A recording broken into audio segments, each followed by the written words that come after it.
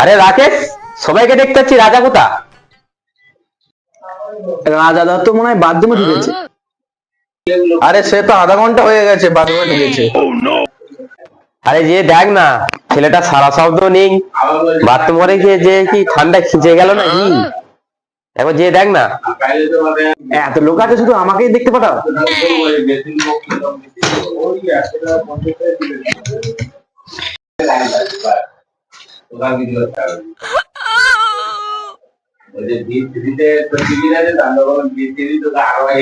বাথরুমে কি একটা আওয়াজ উঠছে।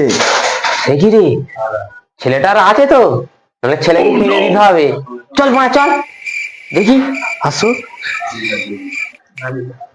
সর কোন একটু সর, দেখতে দেখ আমাকে।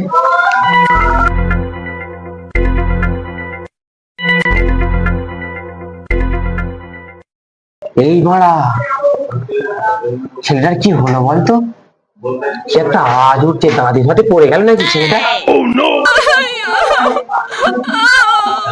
না রে, সালা অন্য দিকে একটা আওয়াজ উঠছে জানিস। এটা খুলে নেওয়ার আগে খোলো।